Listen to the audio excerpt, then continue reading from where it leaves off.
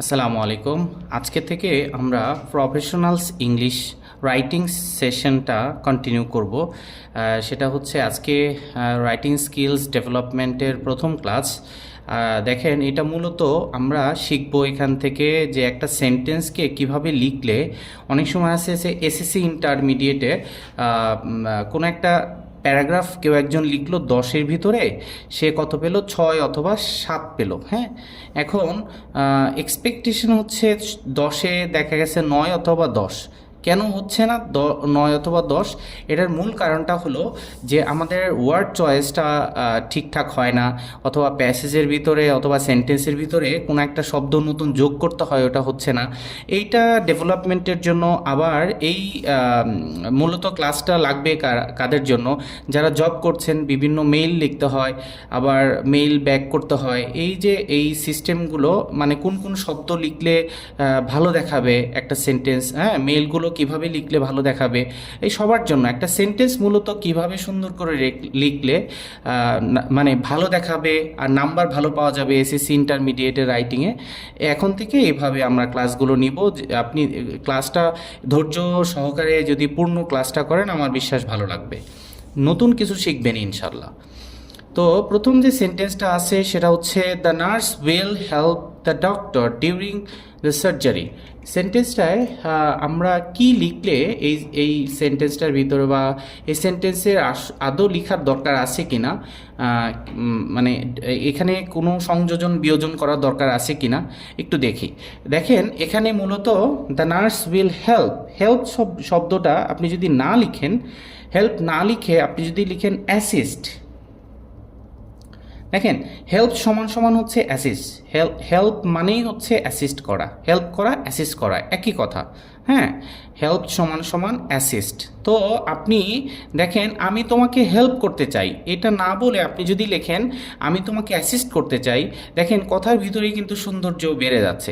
তাহলে সেন্টেন্সটা কি হতে পারে? The nurse will assist the doctor during the surgery.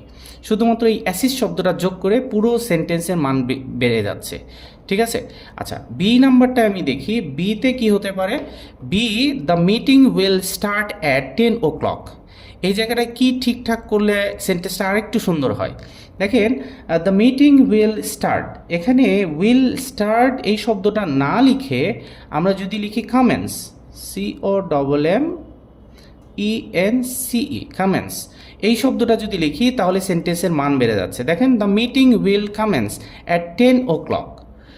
আর একটু যদি আপনি সেন্টেন্সটা আর একটু সুন্দর করে লিখতে চান, তাহলে আপনাকে একটু লিখতে হবে, একটা শব্দ যোগ করতে হবে। সেটা কি? The meeting will commence at 10 o'clock sharp. যদি আপনি এই শব্দটা যোগ করেন তাহলে আরও সুন্দর লাগবে। হ্যাঁ, তাহলে দ্য মিটিং এরকম যাচ্ছে, the meeting will commence at 10 o'clock sharp.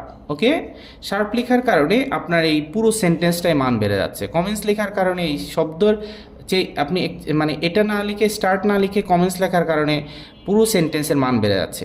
এখানেই কিন্তু আমি যেটা মাত্র বললাম যে আপনি 10-এ কেন 6 পাচ্ছেন, 7 পাচ্ছেন, এটার মূল কারণটা হচ্ছে ওয়ার্ড চয়েসটা ঠিক মতো হচ্ছে না।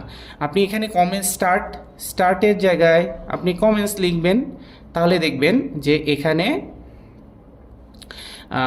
মানে আপনার 9 অথবা 10 দিতে বাধ্য। ঠিক আছে, আরও কয়েকটা সেন্টেন্স দেখি। এখানে sorry your application has been rejected. দেখেন, এই সেন্টেন্সটা কিন্তু শুনতে অনেক কর্কশ মনে হচ্ছে। তাহলে আপনি এখানে কি লিখলে আর একটু স্মার্টলি বা অ্যাডভান্স ইংলিশ মনে হবে? সেক্ষেত্রে আপনি লিখতে পারেন, সরি না লিখে, সেন্টেন্স কিন্তু সবগুলোই সঠিক, এখানে যতগুলো সেন্টেন্স আছে সবগুলোই সঠিক, তবে আপনি সরি না লিখে আপনি লিখতে পারেন যে I regret to inform you that, I regret to inform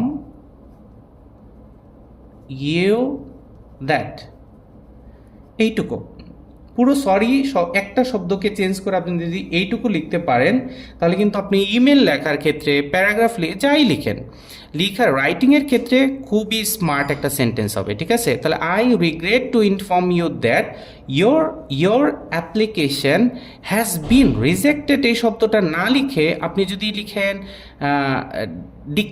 decline শব্দটা যদি লিখেন আর একটু সুন্দর হবে, ডিক্লাইন্ড। ঠিক আছে, তাহলে সেন্টেন্সটা কেমন হচ্ছে, I regret to inform you that your application has been decline. ঠিক আছে, আচ্ছা, তারপরে না এটা হচ্ছে ডিতে আমি কিভাবে আনসার করতে পারি, আরও একটু স্মার্টলি সেন্টেন্সটা লিখতে পারি, you should think all options before taking a decision. দেখেন, ইউ শুড থিঙ্ক, এই থিঙ্ক শব্দটা না লিখে যদি আপনি লিখেন consider, you should consider all options before টেকিংও ঠিক আছে, তবে টেকিং না লিখে আপনি যদি লিখেন বিফোর মেকিং আ ডিসিশন, দুটোই সঠিক, বিফোর মেকিং আ ডিসিশন, তাহলে সেন্টেন্সটা আর একটু সুন্দর হচ্ছে, you should consider all options before making a decision. Okay, আচ্ছা, এখন আমরা যাব ইতে আমাদের কিভাবে, হ্যাঁ, if you have any questions feel free to ask at the front desk. দেখেন, এখানে if you have any questions, তো এখানে একটা জিনিস খেয়াল করতে হবে, অ্যানির পরে আমরা মনে করি অনেকে অ্যানির পরে শুধুমাত্র সিঙ্গুলার হয়, অ্যানির পরে কিন্তু সিঙ্গুলার প্লুরাল দুটোই হতে পারে। আচ্ছা, ফিল ফ্রি টু আস্ক, এই আস্ক শব্দটা না লিখে আপনি কি লিখতে পারেন, তাহলে আরেকটু সুন্দর লাগে, feel free to inquire, feel free to inquire at the front desk. ঠিক আছে, একটু সুন্দর হবে। আচ্ছা, এখন আমরা যাব হচ্ছে এফ নাম্বারে যদি আমরা সেন্টেন্সটাকে পড়ি, the situation needs immediate attention. এখানে একটু চেঞ্জ করতে পারেন, এখানে সুন্দর লাগবে হচ্ছে নিডস শব্দটা না লিখে আপনি লিখতে পারেন, কি লিখতে পারেন একটু চিন্তা করা যায় কিনা, রিকোয়ার্স লিখতে পারেন, the situation requires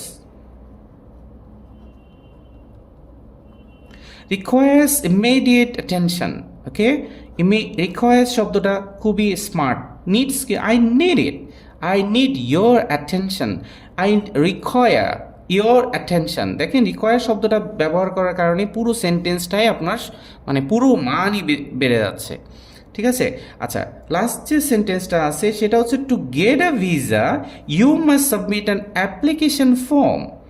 two get a visa, to get শব্দটা না লিখে আপনি লিখতে পারেন টু অবটেইন। ঠিক আছে, খুবই স্মার্ট হয়, টু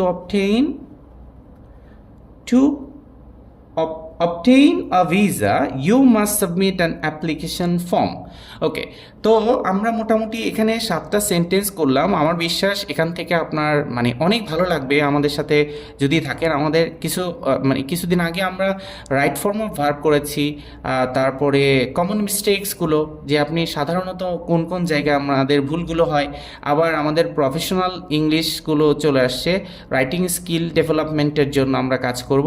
তো আমাদের যদি প্রয়োজন মনে করেন, ইমিডিয়েটলি যদি আমাদের ভিডিওগুলো আপনি পেতে চান, সেক্ষেত্রে আমাদের সাথে কানেক্টেড থাকতে হবে। আপনি ফলো করে রাখতে পারেন অথবা লাইক দিয়ে রাখতে পারেন আমাদের পেজকে অথবা ইউটিউব চ্যানেলকে। তো ভালো থাকেন, আসসালামু আলাইকুম।